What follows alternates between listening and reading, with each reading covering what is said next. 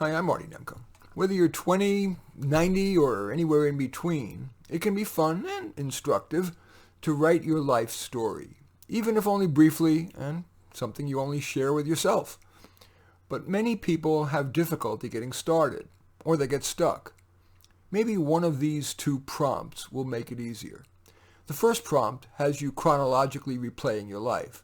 The second prompt describes the life you wish you had. Let's start with the true story. Here's the structure, here's the format, here's the prompt. There once was a little, and insert boy or girl, whose most notable characteristic was that, and insert your core most notable characteristic. The first important thing that ever happened to him or her was, and insert that. Its effect on him and her was, insert that. And then you continue by chronologically describing each major life event and its effect on you. After having gotten through to past your most recent event, end by describing what you hope and what you fear will be the next major event. Here's an example. Once upon a time, there was a girl who was unusually smart. She liked that, but it also got her in trouble. The popular kids were jealous of her and kept her out of their clique and made fun of her. That made her spend much after school time alone, in front of a screen or drawing. Her life's next major event was when she got into Cornell.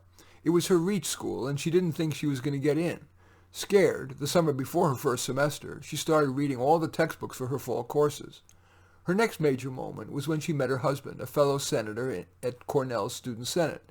She fell madly in love, and the relationship was idyllic for a while, but after 5 years of marriage, they divorced, mainly because they'd simply grown bored of each other. It was an amicable divorce. Her next major event was, at age 30, in her job at an eating disorders clinic. She had her first breakthrough with a client, and that made her decide to specialize in eating disorders. Finally, she had found something she felt naturally good at. Detail-oriented, indeed a control freak, self-described, who herself had been obsessive about her eating, she felt she could relate well to such clients. Now, at age 38, she's looking forward to getting more expert as an eating disorders counselor, and although she worries that she's getting too old to find a great romantic partner and or to have kids, she wants to try. Okay, now I'm going to describe the second prompt, which is the story you wished your life was like. There once was a boy, and this is the template. There once was a boy or girl named, and choose a name other than yours, and then insert the desired most characteristic you don't actually have. The first important thing that ever happened to him or her was, and then you insert an event you wish had occurred early in your life. That event had the major effect on him or her of, and then you insert what that effect was. You continue by chronologically, for each major wished-for event that didn't happen, you describe it and what its effect on you might have been. When you've written about your most recent would-be desired event, describe what will be the next wonderful event, even if in reality it's a long shot. Okay, and here's an example. There was a boy who always managed to stay calm yet fully engaged no matter the situation. As a child, that made him a good peacemaker, stopping kids who might have duked it out or who were already fighting. His next major memory was his acceptance to West Point. While he was scared of basic training and all that discipline, he figured that would be good training to become a negotiator. That is, not the basic training, but being in the Army in the right division that he would be assigned to. Those would be stressful situations indeed. David's next major memory was being hired by the New York City Police Department as a hostage negotiator. For 2 years, nothing major happened, but then he got to talk down a terrorist who was in the lobby of the New York Stock Exchange who had a radiologic device in his backpack.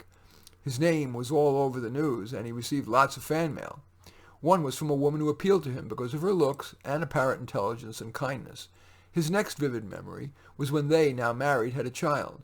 Their next ambition is for him to become a negotiator for the President of the United States, or at least the Department of State, and she to become a lobbyist for Planned Parenthood. The takeaway? Does your response to either of those prompts suggest anything that you want to do today or in the near future?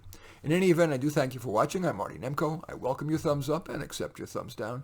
I always look forward to your comments, and I especially like it if you hit the share button below, share on your social media so that my efforts can have broader impact, and I am flattered if you choose to subscribe to my channel. And in any event, I do thank you for watching. I am Marty Nemko.